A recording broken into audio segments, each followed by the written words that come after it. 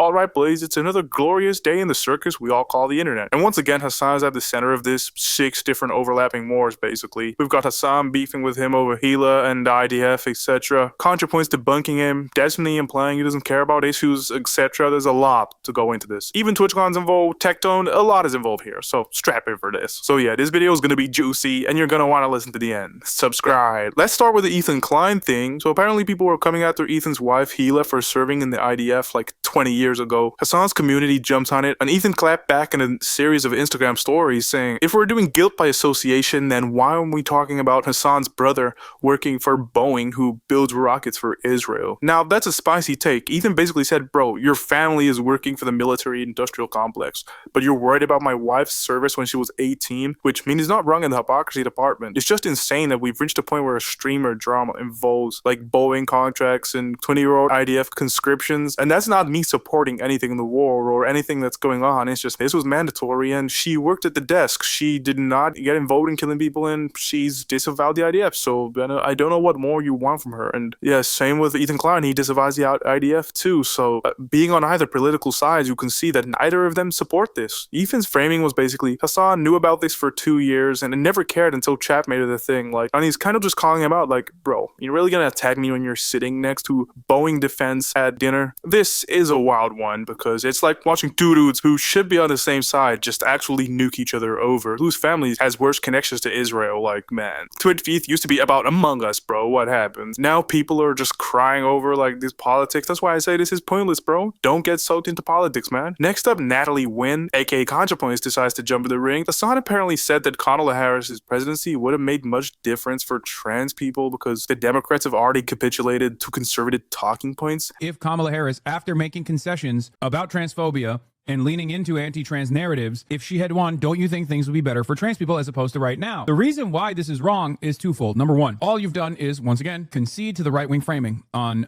trans people presenting some outsized harm to the American population. It's not only incorrect, but it's a harmful narrative, and you've leaned into it. And in that process of leaning into it, you have normalized it. You have legitimized the claims of your opponent. Number two, your opponent, in the aftermath of that recognition, will just turn around and say, see, these fucking pro-trans losers even recognize I'm right. Vote for me. And Contra was not having it. She said, the biggest voice on the left spent 2024 telling everyone the election made no difference, and now he has to defend that record with sophistry. Ouch. That's being rationed in Shakespearean English. And then she doubled down. Not torturing us is a selling point. I'm always going to vote for the people who won't torture me. This is kind of the cleanest dunk of the whole thread. Hasan's whole shtick has always been that Democrats are useless, but Contra basically said that useless is better than actively hostile. So now even Klein and ContraPoints are both roasting Hasan in the same week. Yeah, it looks like Hasan could not catch a break. And speaking of Hasan not catching a break, he went live talking about why young men hate him. He basically said it boils down to two things: jealousy because women like him, and jealousy because he has nice things. I'll play the clip here. I've realized, like, for years and years, I tried to identify where this resentment was coming from. And unfortunately, it's much dumber than you would think. It's not because, like, these people have well-defined ideological positions and they find me to be a threat to that. In many instances, it's just like, I don't like that he has a lot of nice things, like fuck that guy, and also stupid sexy Hasan. Half the time it's stupid sexy Hasan, why won't he fuck me? Or the other half of the time it's stupid sexy Hasan, why do all the girls like him? That's literally it. Sometimes both. Like, bro, that's so cringe. You are so full of yourself, bro. Thinking you are this like revolutionary that's like, oh, people want to fuck me. Like, this is how narcissistic he is, because he truly believes everyone thinks this about him, but people just see that he's just a dummy. People literally call him the himbo, which just means like he's an attractive guy, but he's just so stupid and doesn't really know anything. But yeah, bro, he literally just admitted right there he has nice things, but this guy's not a capitalist and is a self-proclaimed communist. Like, bro, and then he'll just lie and pretend, oh, I like having a hobby, this is fashion, it's a hobby. Okay then, well, sell your $1 million house then, bro, live in the shed. Like, this guy is a walking contradiction, bro. It's sad. And moving on now, Nicholas Diorio made a pretty insane claim about Destiny. He said Destiny only wants Hasan to go outside more because it increases the chance Hasan will be assassinated. Yeah, pretty brutal stuff. I'll play the clip here. This guy LARPs as a revolutionary but wants to stay home during TwitchCon so we can stream and make more money. A tale as old as time, says Destiny. Oh. People are gonna get mad at this take. But I literally think that Destiny just wants Hasan Piker to be out in the public more, so there's a higher chance that he is assassinated. I do think Destiny is that scorched earth. I think all of this is a ploy to get him to go out in public. That is the least charitable opinion I've ever given possible. But unironically, every tweet that I read from Destiny about this reads like no balls, pussy. Get back out there. Like slapping him on the ass. Get back out there, buddy. This next one's gonna be great. Like, and it doesn't even seem that far from the truth, bro. Like, that's the saddest thing. And that's where, dude, what are we doing here? Like, this is beyond streamer beef. This is like a Tom Clancy plotline, bro. Like, even if Destiny is the pettiest man alive, I would really hope that he does not stoop to this level. I actually want him to be murdered, but he has said this before. You genuinely do hate conservatives, don't you? Very much so. Like I've moved full on to like the political violence level, or the real violence level, when it comes to conservative people. Yeah, I think they need to be like excised from my fucking country. I think they are demonstrably fucking evil people by any moral system that most people would use. And he's not exactly talking about Hasan. In fact, he's talking about the opposite side of politics. But the fact that he is able to speak like this without little care or concern shows the type of person he is. So, I mean, I wouldn't put it past him. And this is one of those things that just makes drama feel like pro wrestling. Like,